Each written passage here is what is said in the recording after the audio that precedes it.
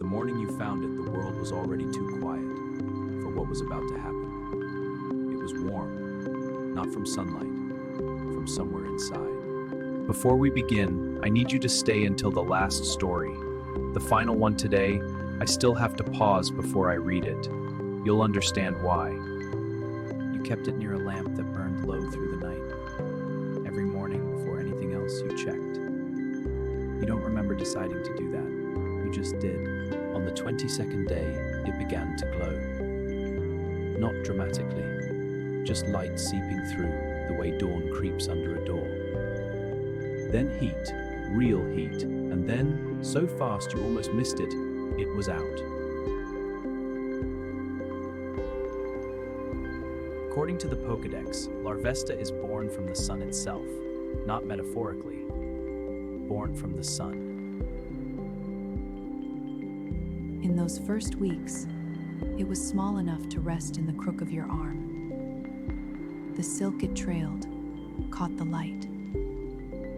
It always tilted toward the brightest part of the sky, not toward warmth, not toward light in general, toward the sun specifically. It just waited, getting larger, getting warmer. You moved the lamp further away, then removed it entirely. There was always enough light. You came back to find the towel burned through, the lamp melted, ash on everything, on everything. And in the center of the floor, something vast, something burning, eyes holding nothing that remembered your name. Born from the sun means it was always going home. You just didn't read it that way, when it mattered. There are things a family can misread for years without ever once being careless. It was raining when the child found it, thin, pressed flat under the steps, shivering. The family set up a corner of the living room, a blanket, a water dish. Zorua curled into it and slept for 12 hours. Everyone felt they had done something good. According to the Pokédex, Zorua transforms into the form of the person it trusts most. It does this not out of malice, but out of something closer to necessity. It was gradual, a slight change in the fur, a tilt of the head that looked familiar, the eyes taking on a quality that was harder to name, more like someone they already knew. They slept in the same bed, ate breakfast at the same table. The child talked to it freely, completely, without editing. And Zorua listened. Not the way pets listen. It was building something, learning the specific weight and shape of the person it was closest to. The mother came home one afternoon, her child in the garden, reading. She walked past the living room doorway. Her child was also on the couch, watching the window. She called out. The child in the garden called back. The child on the couch did not. Zorua hadn't done this to deceive. It loved the child the only way it knew, by becoming a version of them it could carry with itself. At 16, the child left, pack on their back, Zorua at their side. The parents stood at the door and watched them go, the way parents have always watched. 2 hours later, their child walked back up the road. Same jacket, same pack, same walk. And they did not know whether it was their child or something else that had changed its form. They stood at the door. They just watched it come. Of all the stories in today's video, this is the one I've rewritten most. Not because it's the hardest, because every time I reach the middle, I have to stop. It was at a traveling fair, wedged between two crates in a space too small for most things, cloth faded, eyes painted on, waiting in the dark, the way it had always waited. She crouched down. She held out her hand. Mimikyu pressed its cloth face into her palm, with the trust of something that had been waiting too long to be careful. According to the Pokédex, its true form, if glimpsed, causes death from shock. It built the cloth so it could be touched, loved, the same way the most beloved Pokémon is loved. For 2 years, she repaired it every time it frayed.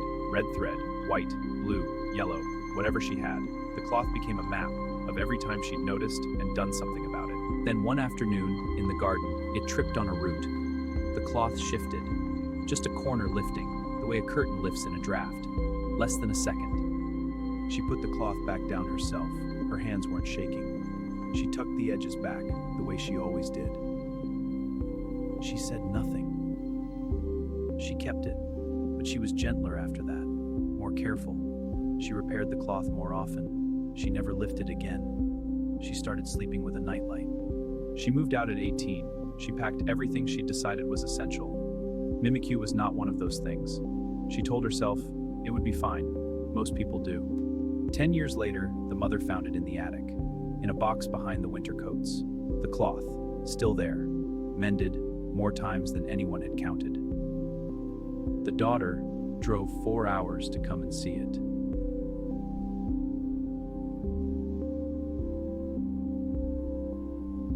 She sat there for a long time, not crying exactly, just sitting with something that had been waiting, in the dark since the last time she remembered it was there. Let's talk about the one that seemed safe.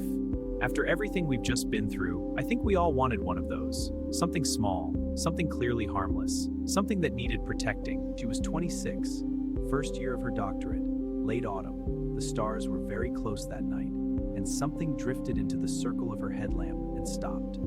She called it something, a name that meant small one. She wrote in her field notebook, appears non-threatening, possibly disoriented. She told herself it was temporary. 4 years later, Cosmog was still there. It drifted through the observatory rooms. She talked to it while she worked. The other researchers stopped noticing too. It seemed happy. That is not a scientifically rigorous statement. She knew that. She made it anyway because there was nothing else to say that was as accurate. In her 4th year, she noticed the change, slightly denser at the center, the movement, less drifting, more deliberate, like something beginning to understand where it wanted to go.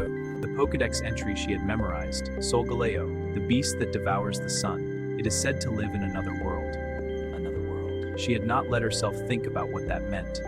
Overnight, Cosmog became something dense and star-bright, completely still.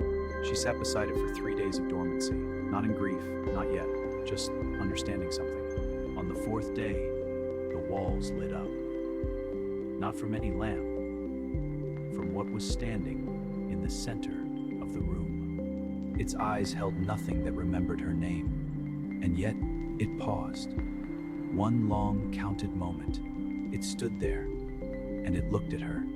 Then it walked through the wall. Not through the door, through the wall. Like the wall wasn't. She wrote the paper for 7 months. She never published it, because the only honest conclusion was that the love she gave it didn't slow the departure. It completed it. 500 years is a long time to keep a promise you didn't make. The stone had been at the base of a boundary marker since before anyone living was born. A child found it, 11 years old, hiking with their family. They pulled it from the ground, the way children pull things, without consultation, without hesitation. According to the Pokédex, Spiritomb is formed by 108 spirits, bound to a keystone by a traveler whose name history didn't think worth keeping. 5 centuries, no end date. Months passed. They started carrying it in their jacket pocket. Heavy enough to feel like something, light enough not to be a burden, it became a weight they'd learned to feel as normal. Spiritomb inside the stone said nothing. 108 spirits compressed and bound for 5 centuries, and not one of them made a sound. They carried it through every move, every city, from the hill where it spent its half-millennium of silence to an apartment 400 kilometers away.